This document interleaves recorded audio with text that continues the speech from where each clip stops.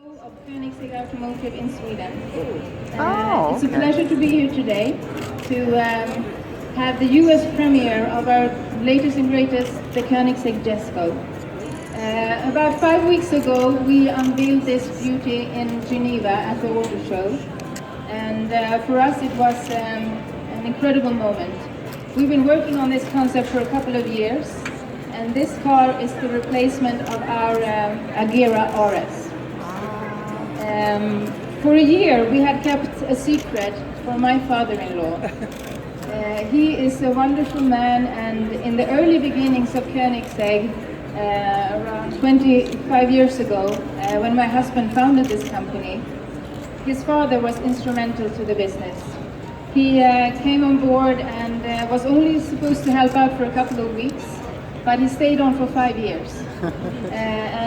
My husband and his father, they worked side by side in the early beginnings. He just turned 80 last year, and as we're celebrating 25 years as a company, we thought it would be a great tribute to honor Christian's father, Jesko from Koenigsegg, and to give him this car. So we had managed to keep this a secret for him for over a year, and during the unveiling, we announced this to him, and of course it was very emotional and very nice to do that. As I said, 25 years as a company, it's taken us this far with several models and a lot of world records, new technologies, and at the moment we're also evolving our business in Sweden. We are the current Hyperline that we are running with the Koenigsegg Regera. It's not on display here today, but we have a few cars coming to the US, and so I'm hoping that you will see them on the roads really shortly. We are doubling that production, and we're going from about 20 cars a year to 40 cars a year with our current Hyperline. But next year in Geneva, we will be demonstrating a new concept, and that's really a step change for our company. We will be producing a Koenigsegg from Ängelholm in higher volumes, still being an extreme performance car. It will be around $1 million. This is around $3 million, so it's a little bit more affordable. Still an amazing performance car, but with a unique concept. So this we are actually working on right now. We are extending our production facilities. We're employing 300 more people to our company, and growing our amazing team. Because I would like to say that this is a car built by enthusiasts with a lot of passion. We have Christian, our visionary leader, who is a great inventor and that helps us break new grounds with new technologies over and over again. And of course, without him, these cars would not look like this. But we also have an amazing team, and now we're growing that team, so if anyone wants to move to Ängelholm, you know where to find us. So I would like to present Tarek Ali, who is our sales manager for the US, and he will now take you through the car and share with you some of the interesting new innovations and details. It was a pleasure being here today, and thank you. Thank you very much. Thank you. Thank you, Dora. Thank you. Hi, everybody. My name's Tarek. I'm the sales director for America and England, the United Kingdom. I'd like to tell you a little bit about the car, some of the technical highlights. I think the newest thing about the Jesko is the gearbox. We have a new gearbox on this car, and the reason that we have to have a new gearbox is, well, we wanted more gears, and there wasn't a gearbox in the market that we could buy that could take the torque that the engine produces. So with us, we are very much on the forefront of what mankind has achieved in terms of road car performance. So in order because the gearbox didn't exist, we decided to build one ourselves. And our engineering team and Christian came up with the idea of having a 9-speed gearbox that has 7 clutches. So rather than having a dual clutch gearbox, which only has 2 clutches, and when you're changing gears, you swap clutches or swap gearboxes in effect. With this gearbox, it's a similar concept, but you're swapping clutches. So the advantage is, first of all, that you're able to skip gears. So you're able to go from first gear to third gear, or from ninth gear to fourth gear in one gear change, rather than having to go sequentially up and down through the gearbox. The other advantage of this type of gearbox is we have less gear sets. So in a normal 9-speed gearbox, you would have to have 9 sets of gears. In this gearbox, we have 6 sets of gears producing 9 speeds, because instead of having 2 shafts in the gearbox, we have 3 shafts. So by having less gear sets, we're able to make each gear stronger and a little bit heavier, because we don't have to have the 9 gear sets. Therefore, the gearbox is able to take the torque. The other advantage is it's very, very small and very light. So the entire gearbox, with the clutches and the starter motor that's integrated into the gearbox, and the differential that's also integrated into the gearbox weighs about 90 kilos, which for the amount of torque that this gearbox can take, it's I think pretty well. It's like I said, on the limit of what has been achieved so far.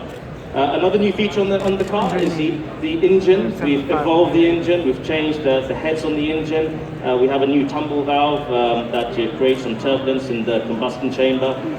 So we're able to meet, well, with this car we'll meet CARB emission standards that will come into effect in 2026.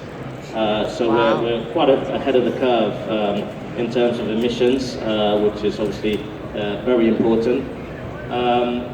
We have a new crankshaft on this car. We've gone from a cross-plane crank to a flat-plane crank. So the crankshaft is a lot lighter. We've saved about 4 kilos. So the crankshaft now weighs 12 kilos. So because the crankshaft's a bit lighter, we've been able to raise the rev limit to 8,500 RPM. We also have been able to achieve a little bit more of a visceral sound, which I can't show you here today, but I'm sure you'll be able to hear the car in the near future on some videos, or when we start driving the car. Some other new features of this car is the amount of aerodynamic downforce that this car produces. So at 155 miles an hour, we're able to produce 880 kilos of downforce with this car. So that is nearly double what we were doing with the Agera RS. So a tremendous amount of aerodynamic grip, which enables the car to be a real. I mean, we expect this car to set a few lap records at some different tracks. The engine produces up to 1,600 horsepower, and with a curb weight of 1,400 kilos, that's in excess of 1 horsepower per kilo, which is again, I think, another first. Other new things in the car, we have a very unique dashboard just in the steering wheel, which actually turns when you turn the steering wheel.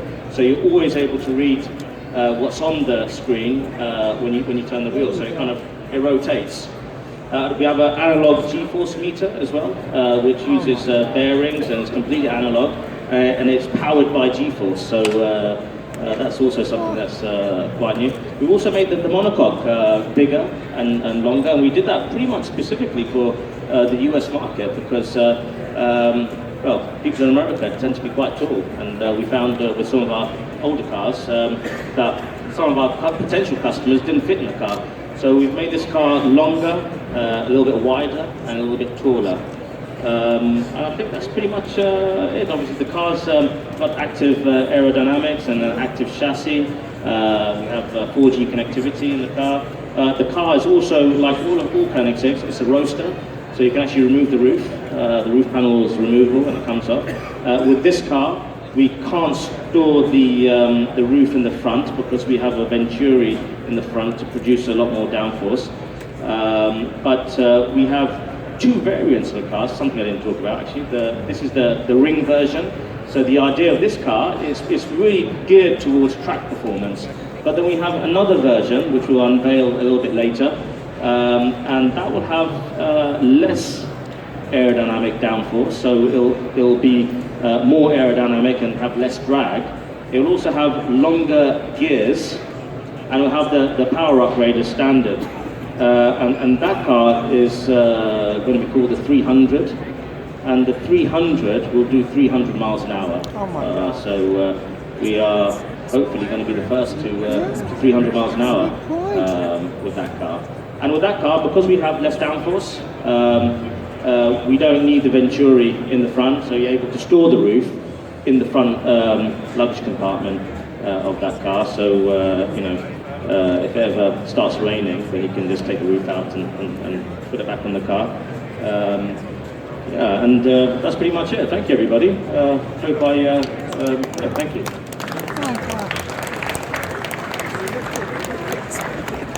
This is Pam from NortheastWheelsEvents.com at the 2019 New York International Auto Show at the Koenigsegg display. For more cool events like this, make sure you check NortheastWheelsEvents.com, SoutheastWheelsEvents.com, UKWheelsEvents.com. While you're there, post and share your events. I'll see you at the shows.